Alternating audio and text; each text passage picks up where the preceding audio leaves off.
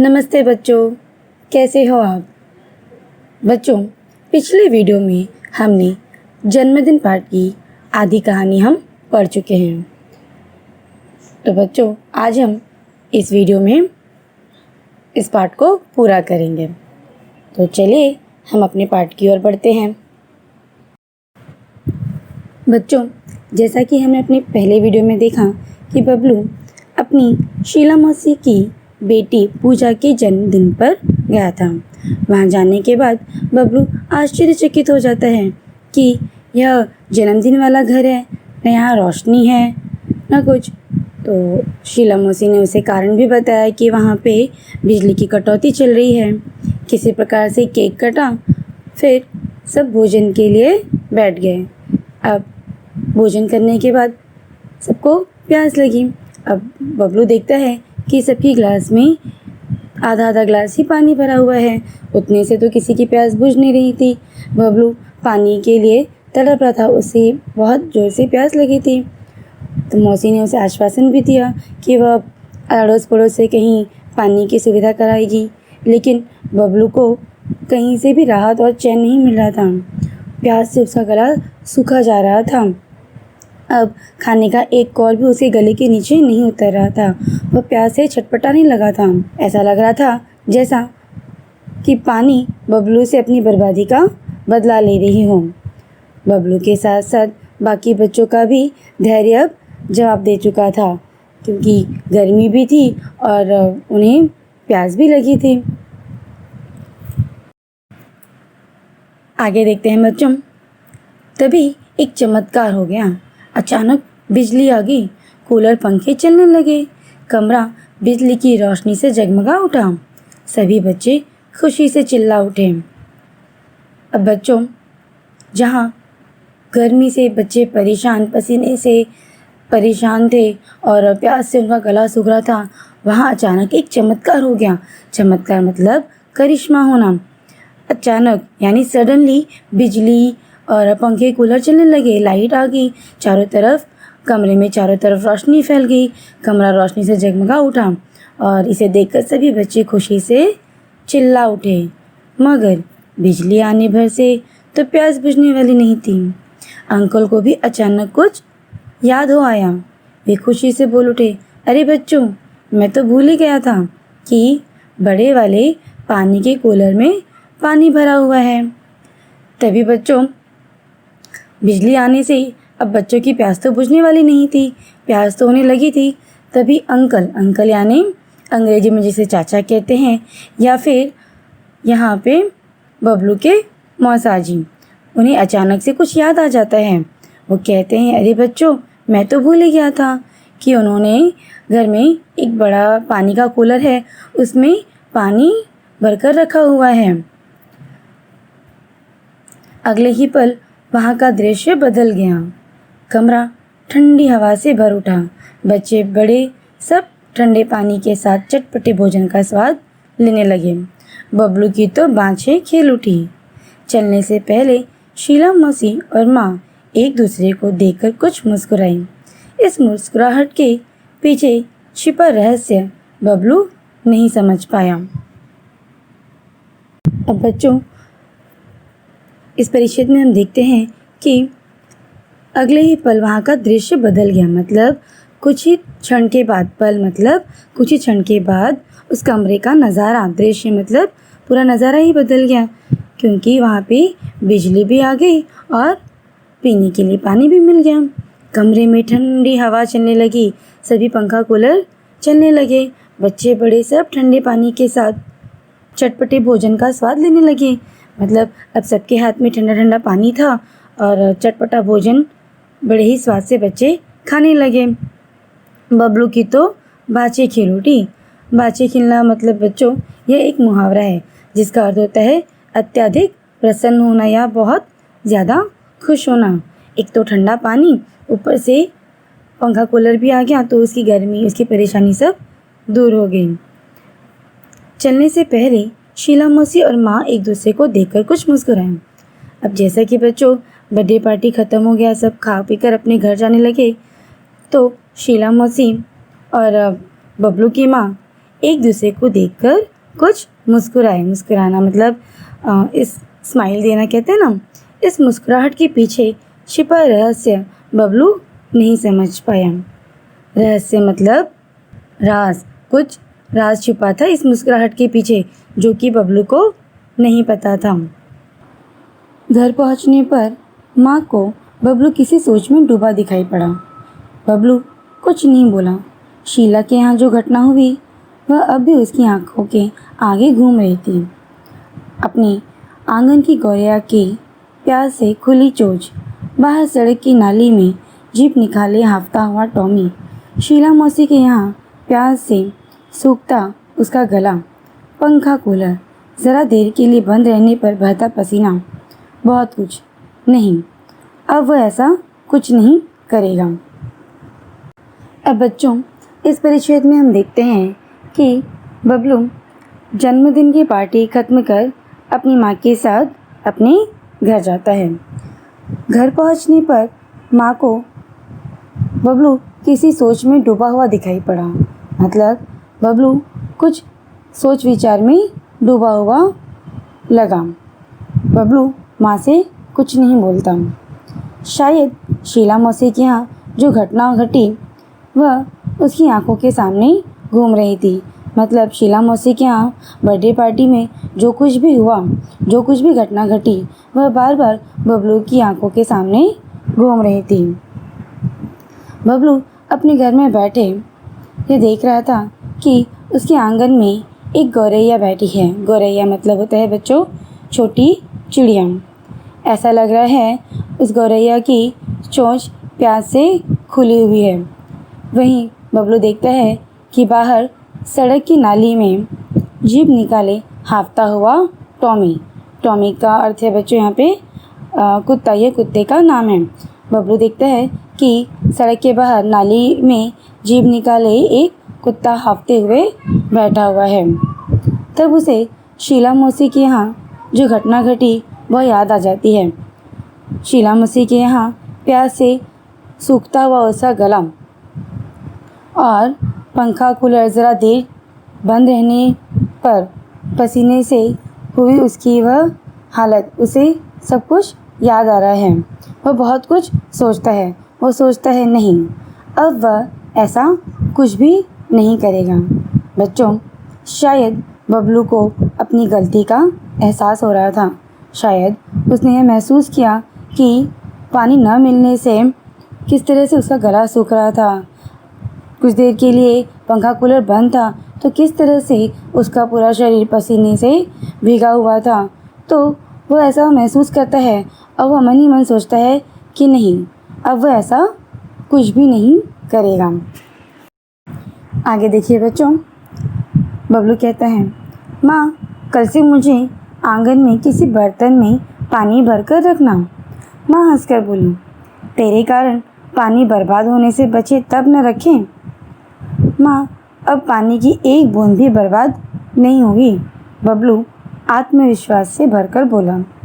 अब बच्चों, यहाँ हम देखते हैं कि बबलू बहुत सोच विचार करने के बाद माँ से कहता है कि माँ कल से तुम मुझे एक बर्तन में पानी देना जिसे मैं आंगन में भरकर रखूँगा। तो माँ जानबूझकर हंसकर बोलती है कि तेरे कारण पानी बर्बाद होने से बचे तब ना। मतलब माँ उसे जानबूझकर कहती है, उसे याद दिलाती है कि देखो तुम कितना पानी बर्बाद करते हो, तुम्हारे बर्बाद करने से पानी बचे तब तो मैं तुम्हें रखने के लिए दूँ। इस तरह से माँ जानबूझकर हंसकर बबलू से ऐसे बोलती है। तब बबलू कहता है, माँ अब पानी की एक बूंद भी बर्बाद नहीं होगी। बबलू बड़े ही आत्मविश्वास से बोलता है कि माँ आज के बाद से अब पानी की एक बूंद भी बर्बाद नहीं होगी। तो बच्चों, शायद बबलू को पानी के महत्व के बारे में समझ आ गया होगा। जब उसे खुद प्यास लगी, उसने प्यास का अनुभव किया तो उसे पानी बर्बाद न करने का विचार उसके मन में आया और उसने बड़े ही आत्मविश्वास से अपनी माँ से कहा, माँ आज के बाद वह एक बूंद भी पानी बर्बाद नहीं करेगा। अब आगे देखते हैं बच्चों। मगर बबलू कभी यह नहीं जान पाया कि शीला मौसी के यहाँ जन्मदिन की पार्टी में जो कुछ हुआ वह एक नाटक मात्र था, उसे सबक सिखाने के लिए। माँ ने चलने से पहले शीला मौसी को फ़ोन पर बबलू की इस आदत के बारे में बता दिया था। शीला मौसी ने भी कुछ करने का भरोसा दिया था। उन्होंने यही नाटक किया जो कि पूरी तरह से कामयाब रहा। अब तो बबलू खुद भी अपने दोस्तों को समझाता है कि पानी और बिजली अनमोल हैं, इन्हें भविष्य के लिए बचाकर रखो। तो देखा बच्चों आपने किस तरह से बबलू को अपनी गलती का एहसास होता है। वह अपनी माँ से कहता भी है कि अब वह पानी की एक बूंद भी बर्बाद नहीं होने देगा। उसे इस बात का रियलाइज़ हो जाता है कि वह पहले कितना पानी बर्बाद करता था, कितनी बिजली बर्बाद करता था। उसे महसूस होने लगा कि वह कितना गलत करता था। अब बच्चों, यह उसे कैसे महसूस हुआ? जी हाँ, बर्थडे पार्टी में जाने के बाद जब खुद वह प्यास से तड़पने लगा, गर्मी से परेशान होने लगा, तब उसे इस बात का एहसास हुआ कि वह किस तरह से पानी और बिजली बर्बाद करता था। अब बच्चों, बबलू को यह बात कभी पता नहीं चल पाई कि शीला मौसी क्या जन्मदिन के दिन जो पार्टी हुई थी उसमें जो कुछ भी घटना घटी वह सिर्फ एक नाटक था। जी हाँ बच्चों, वह सब एक नाटक था, वह भी बबलू को सबक सिखाने के लिए। और यह नाटक शीला मौसी ने खुद रचा था।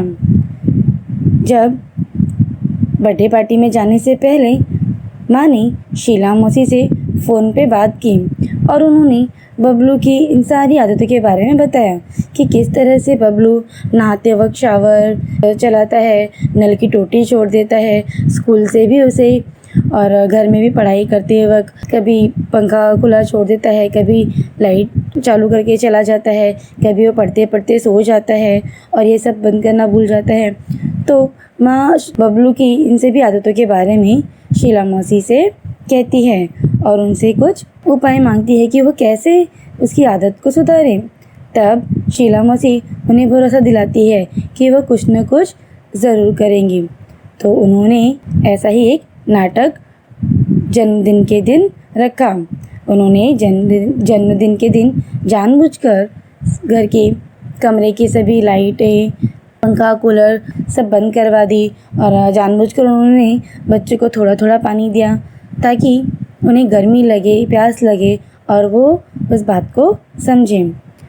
तो बच्चों, बबलू को इस बात का ज़रा भी एहसास नहीं हुआ कि उस दिन बर्थडे पार्टी में जो कुछ भी घटना घटी वह सब एक नाटक था और वह नाटक शीला मौसी और बबलू की माँ ने मिलकर किया था। वह नाटक पूरी तरह से कामयाब भी हो गया। अब तो बबलू खुद भी अपने दोस्तों को समझाता है कि पानी और बिजली अनमोल हैं, इन्हें भविष्य के लिए बचाकर रखो। तो देखा बच्चों आपने किस तरह से बबलू को सारी बातें समझ में आ गई। अब बबलू इतना समझदार हो गया कि वह अपने दोस्तों को भी समझाता है कि पानी और बिजली कितनी अनमोल हैं। अनमोल मतलब होता है बच्चों जिसका कोई मोल ना हो, जो बहुत ही महत्वपूर्ण चीज़ होती है। तो बबलू अपने दोस्तों को बताता है कि ये जो पानी और ये जो बिजली है इसका कोई मोल नहीं, ये बहुत ही कीमती है, हमें इसे संभाल कर इस्तेमाल करना चाहिए, इसे बर्बाद नहीं होने देना चाहिए, इसे नष्ट नहीं होने देना चाहिए। अगर हम ऐसा करेंगे तो हमें भविष्य में हमें एक एक बूंद के लिए तरसना पड़ जाएगा। भविष्य मतलब होता है बच्चों फ्यूचर, हमारा आने वाला समय। तो बबलू अपने मित्रों को ये सारी बातें समझाता है कि हमें बिजली और पानी को बचाकर रखना चाहिए, तो ही हम इसका भविष्य में अच्छी तरह से इस्तेमाल कर सकेंगे। तो देखा बच्चों आपने कितनी मज़ेदार और इंटरेस्टिंग कहानी थी है। इस कहानी के साथ हमें कितनी अच्छी सीख मिली है कि हमें पानी और बिजली इन दोनों का सही इस्तेमाल करना चाहिए। यह हमारा कर्तव्य है, हमें इन्हें संभाल कर इस्तेमाल करना चाहिए, हमें इन्हें यूं ही व्यर्थ बर्बाद नहीं होने देना चाहिए। अब बच्चों, इस कहानी में जिस तरह से बबलू पहले बिजली और पानी बर्बाद करता था, लेकिन जब उसे इन चीज़ों का महत्व समझा तब उसमें कितना परिवर्तन आ गया। वह सोच विचार करने लगा। उसने देखा कि पानी के बिना किस तरह से वह छटपटा रहा था, गर्मी से किस तरह से उसका बुरा हाल हो रहा था। तब उसे अपनी गलती का एहसास होने लगा। अब वह समझ गया कि यह हमारी अनमोल धरोहर है और हमें इसे बचाकर रखना चाहिए और सही तरीके से इसका इस्तेमाल करना चाहिए। तो बच्चों, इस कहानी से हमें यही सीख मिलती है कि हमारे प्राकृतिक संसाधन यह सीमित होते हैं, हमें इन्हें संभाल कर इस्तेमाल करना चाहिए। बच्चों, ये बात तो हम सब जानते हैं कि जल है तो कल है। अगर पानी नहीं होगा तो हम जीने की कल्पना ही नहीं कर सकते, हम जीवित ही नहीं रह सकते। हमने देखा है ना बच्चों, कभी एक दिन भी हमारे सोसाइटी में या हमारे घर में एक दिन भी हमारे नल में पानी नहीं आता है तो हम लोगों की स्थिति कैसे हो जाती है। सब तरसने लगते हैं पानी के लिए। तो इसी तरह से सोचो, अगर पानी इस तरह से बर्बाद होगा तो आने वाले भविष्य में हमारे पास पीने के लिए एक बूंद भी पानी नहीं रहेगा, नहाना धोना तो दूर की बात है। तो बच्चों, इस कहानी से हमारे जो लेखक हैं उन्होंने भी यही संदेश देना चाहा है कि यह हम सबका कर्तव्य है कि हम बिजली और पानी इन चीज़ों का सही तरीके से इस्तेमाल करें, इन्हें बर्बाद होने से बचाएं। यह हम सबका कर्तव्य है। तो चलिए बच्चों, अब हम इस पाठ का स्वाध्याय देखते हैं। स्वाध्याय देखने से पहले बच्चों, यहाँ मैंने पाठ में से आए कुछ कठिन शब्द दिए हैं और मुहावरे, इन्हें आप अपनी कॉपी पे लिख लीजिए। शब्दयुग्म की जोड़ियाँ मिलाओ। अब बच्चों, शब्दयुग्म आप जानते हैं, मैंने अपने पहले वीडियो में भी आपको शब्दयुग्म के बारे में बताया था। शब्दयुग्म ऐसे शब्द होते हैं जो दो शब्दों की जोड़ियाँ होती हैं। तो चलिए यहाँ हम इसका उत्तर ढूंढते हैं। जैसे प्रश्न है अड़ोस, अब इसका उत्तर क्या है? पड़ोस। उसी प्रकार से बारी बारी, अच्छा बुरा, नहाना वहाना, हंसी खुशी। तो ये है शब्दयुग्म की जोड़ियाँ। अगला प्रश्न है आकृति पूर्ण कीजिए। प्रश्न कुछ इस प्रकार है बच्चों, बबलू की आदत, मतलब इस पाठ में बबलू की आदत कैसी थी? अब इसका उत्तर कैसे लिखेंगे? पहले आकृति में लिखेंगे पानी व्यर्थ करना, दूसरे में बिजली खर्च करना। अगला प्रश्न है बच्चों, निम्नलिखित प्रश्नों के उत्तर एक एक वाक्य में लिखिए। पहला प्रश्न है बबलू को क्या देखकर आश्चर्य हुआ? इसका उत्तर है शीला मौसी के घर पूजा का जन्मदिन होने के बावजूद सन्नाटा था, जिसे देखकर बबलू को आश्चर्य हुआ। दूसरा प्रश्न है कौन बबलू में सुधार लाना चाहते थे? इसका उत्तर है बबलू के माता पिता बबलू में सुधार लाना चाहते थे। इसी प्रकार से तीसरा प्रश्न है शीला मौसी का नाटक कैसा रहा? इसका उत्तर है शीला मौसी का नाटक कामयाब रहा। अगला प्रश्न है विरोधार्थी शब्द लिखिए। विरोधार्थी शब्द को कई बार बच्चों विलोम शब्द भी कहते हैं। विरुद्ध मतलब अपोजिट वर्ड। जैसे पहला है गर्मी, अब गर्मी का अपोजिट वर्ड यानी विरुद्ध वर्ड क्या है? शब्द क्या है? ठंड, गर्मी ठंड। उसी प्रकार से दूसरा है सन्नाटा, सन्नाटा का अपोजिट वर्ड है कोलाहल। तीसरा शब्द है विश्वास, विश्वास का अविश्वास।